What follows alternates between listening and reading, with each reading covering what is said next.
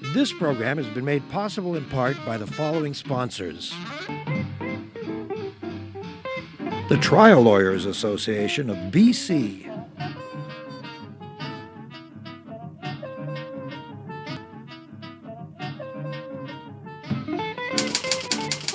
The Vancouver Courier newspaper.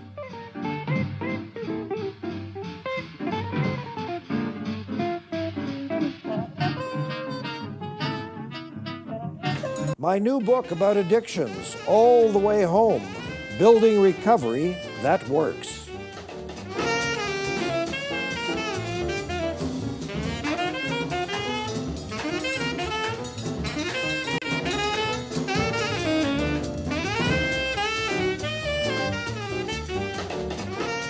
In Canada, our idea of torture is listening to a politician speak or watching the Canucks present something that approximates hockey.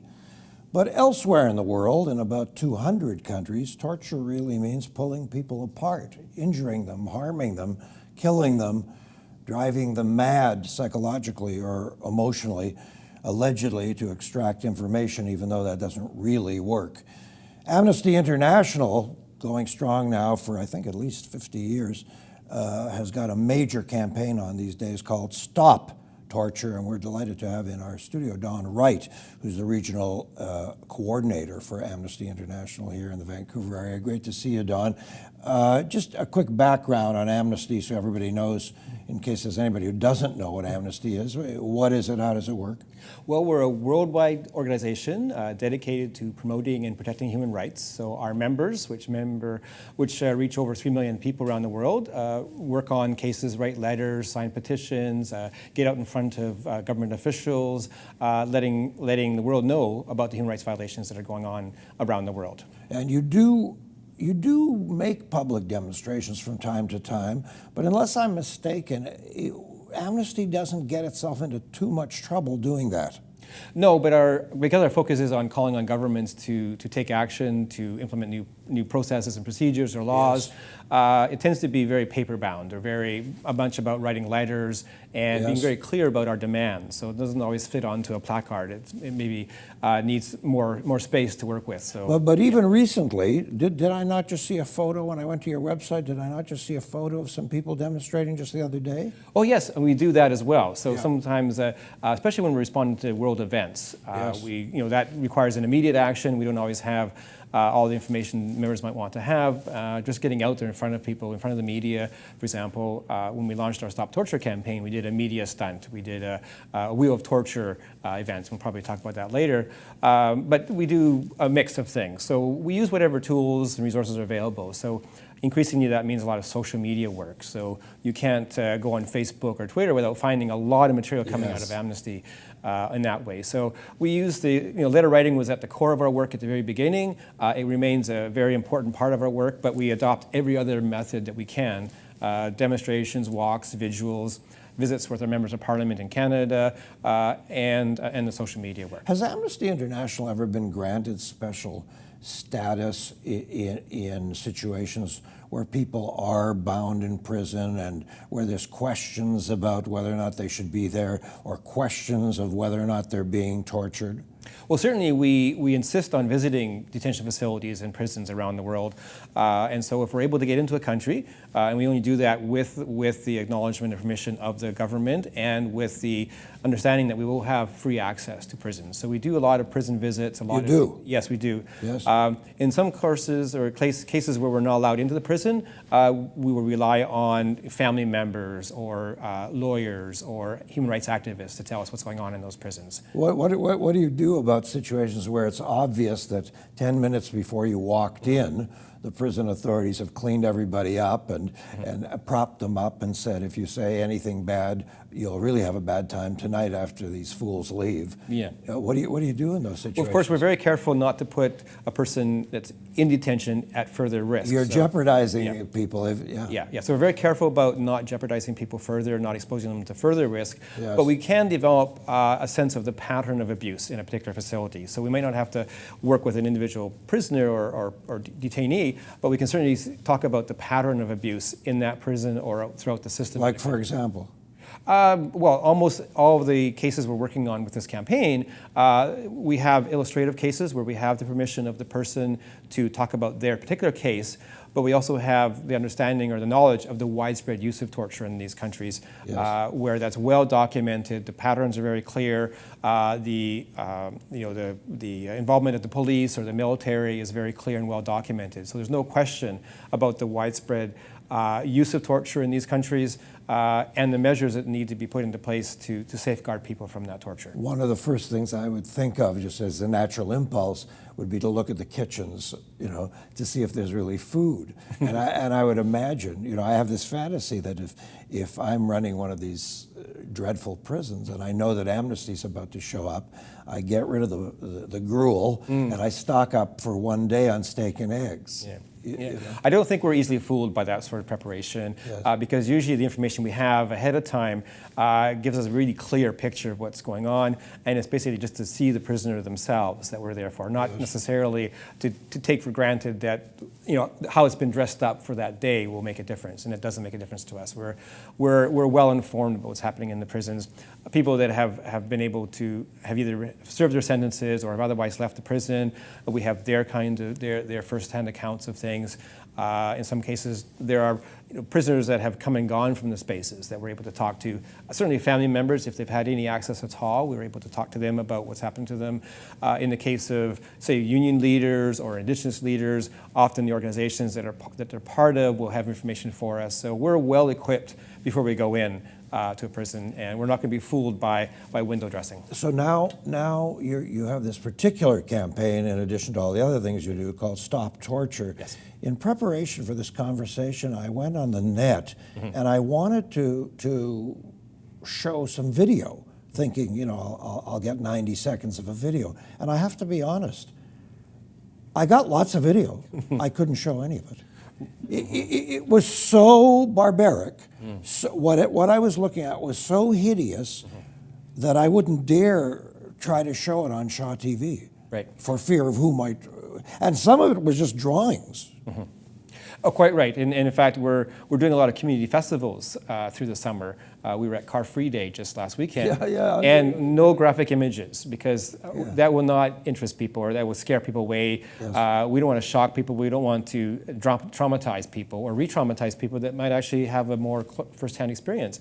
So we try to talk about the measures that would prevent torture. So yes, the videos are out there, the images are out there, but really our focus for this campaign is on pushing governments to implement measures that will prevent torture.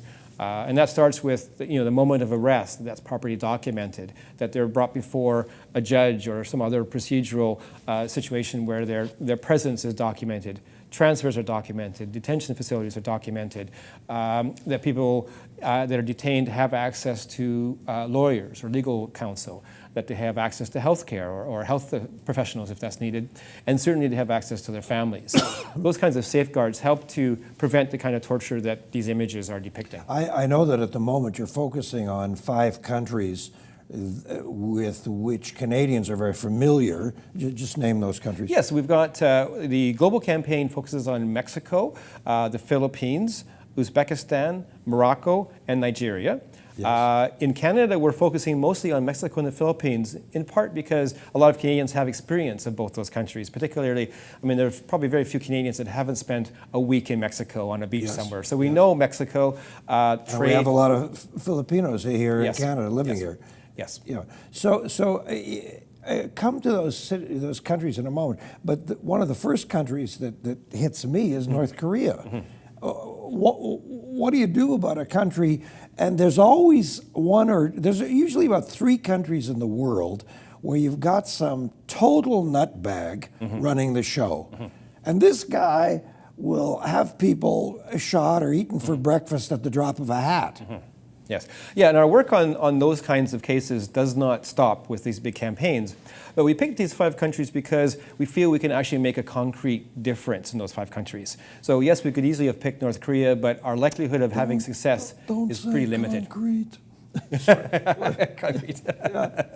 Well, we hope that with these 5 countries, they're kind of ripe for change in many ways. Really? And for example, Morocco has announced an overhaul of their justice system. And so what more perfect time to talk about the measures that are needed to prevent torture than when they're actually reviewing their whole system. And so those kinds of opportunities, that kind of interest in change are what we want to capitalize on here. And we want these 5 countries to make the kinds of changes to their, not just their legislation, because most cases they actually do ban torture, but in how they implement those measures, how they actually train police and military, how any allegations of torture are properly investigated. Right now the big challenge is, or one of the big challenges is, where a defendant says, I was tortured, to confess, rarely do judges take that into consideration, or is there any investigation launched to see if, in fact, torture was involved? We're going to break away in about a minute, but this morning's paper, okay. I kid you not, this morning's paper, a steady rise in killings, torture, and abductions by pro-Russia armed groups in eastern Ukraine. More than 200 reports of torture. Russia and the Ukraine have been a headline story for well over a month now. Yes. And here we have reports of torture. Does Amnesty have any headwater there? Well, certainly we are working on that for sure, yes. Yeah, okay. So here's a general principle. Most of the people who will be torturing other human beings are governments, are they not? Yes, and that's the target of our campaign, are government agents or people that are otherwise, working in support of the government. So, police, military, prison officials, psychiatric hospital facilities, anywhere where the government is detaining people, and frequently in secret, which is a huge issue. Yeah. What did I just learn today? Guantanamo. The methods of torture in Guantanamo that presently exist have been sanctioned by the American government. By that famous memorandum that has been discredited, of course, since then. No government can simply redefine torture for their own purposes. So and the famous memorandum redefined it as what? As elements of a war. They redefined it as, it was an enhanced interrogation was a phrase that was used. Enhanced interrogation. Yes. And of course, that does not help them escape from the fact that there's international laws that define torture, and you can't sort of make up your own definitions. I think the late George Carlin did an 11-minute routine once about the euphemisms, especially in war, the way we change the language of war. What used to be shock, battle shock and so on, is now PSTD and so on. Our guest is Don Wright from Amnesty International. We're going to take a little break. When we come back, among other things, we're going to talk about how effective is torture? Why do people even bother with it? Because I think we will demonstrate that you don't get what you're allegedly supposed to get, or maybe the aims are different.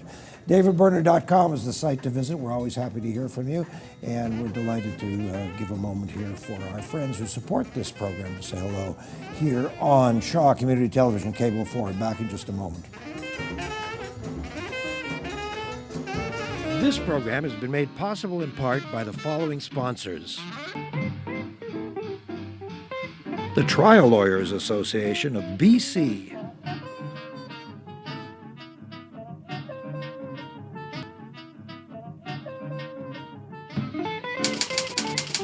The Vancouver Courier newspaper.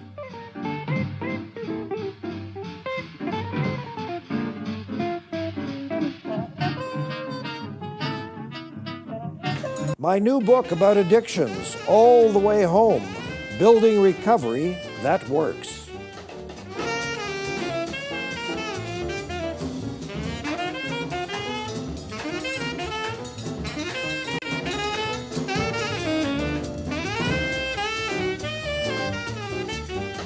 One of the really attractive things about human nature is that, of course, we've been producing symphonies and poems and ballets and beautiful buildings and so on, but pretty much all along, we've been pulling each other's eyes out and hair out and sawing each other in half and doing all these absolutely excruciatingly horrible things to other human beings in the in the what, in support of whatever we claim to believe in.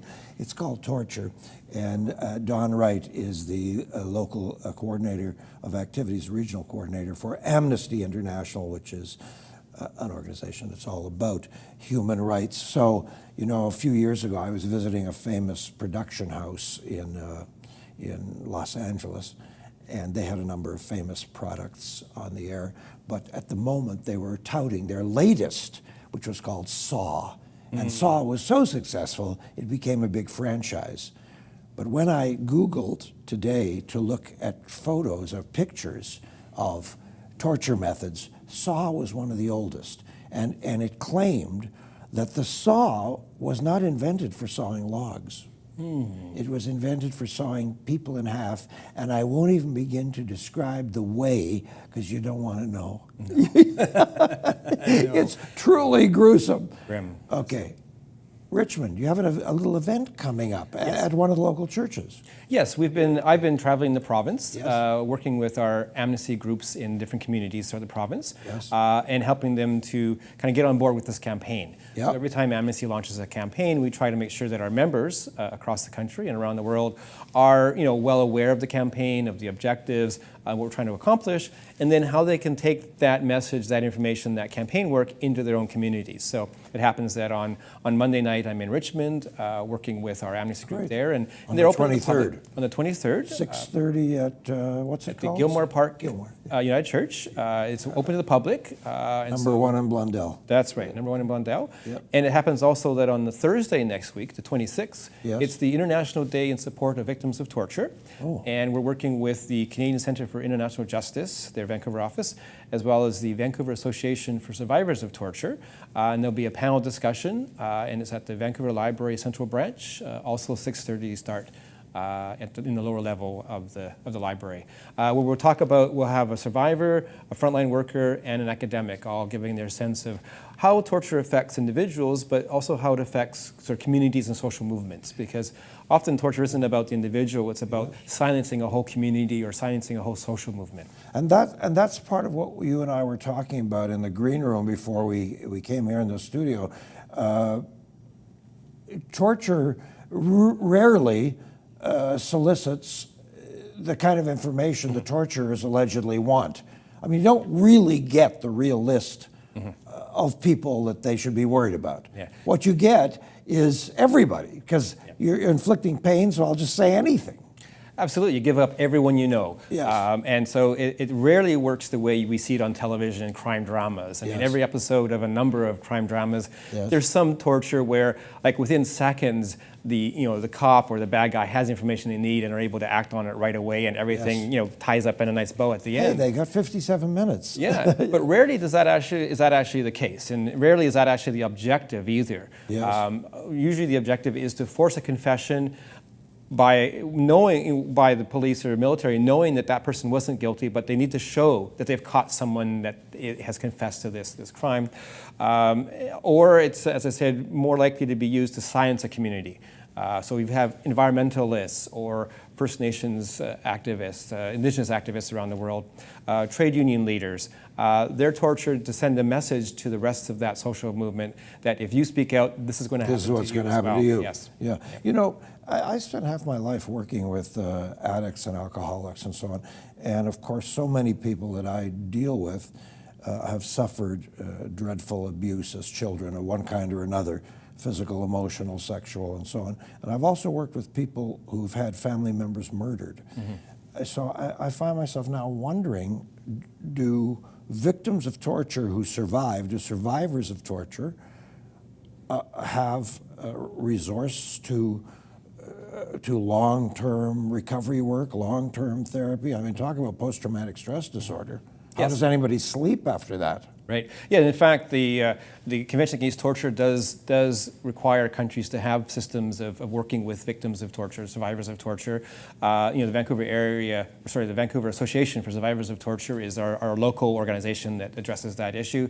But it is certainly a call we make of these 5 countries that they need to address the outcomes, the people that have experienced torture, the reparations, compensation, health care, education, whatever is needed to help make the person whole again is the call. It's required by international law. Unfortunately, very few countries investigate allegations of torture. People who make the complaints are often themselves then targeted for either further torture or simply are living in fear of reprisals. And so that's a big issue around impunity and holding people accountable and then improperly supporting survivors as they try to take back their lives. Well, what do really skillful interrogators do other than torture to get information? They do everything but torture, in fact. Again, we were talking earlier about the long time discussions, the kind of investigation work that's really needed to get at if there's someone who's suspected of a particular crime or of, quote, planting the bomb is always the story on television. Yeah, sure. What kind of other investigation work can they be doing or should they be doing around any likelihood of a bomb or a missing person and so on.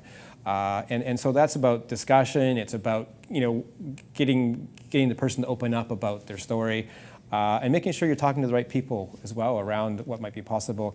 There's so many myths, if you've got a person who's part of a group of people, well, by the time you've arrested that person, the rest of that group has already moved the bomb. Or have done something else. And so whatever information you're getting is going to be not only likely and accurate, but probably also out of date. There's a huge movement afoot in the States right now. I can't remember the name of this process that went on for about 20 years. Someone was very successful in police work some years ago at allegedly getting confessions and closing files on murderers and so on. And the method didn't involve so much physical torture, but really brutalizing people psychologically, keeping them up for days and days and planting ideas in their heads and so on and so on. And then it turned out that as people started to look back on these files, that these confessions were completely bogus. And so they've now had to rethink. So many police departments in America are having to rethink the tough guy sort of, light in your eyes method. Yes, because the literature shows that it just is not effective and that you are getting inaccurate information.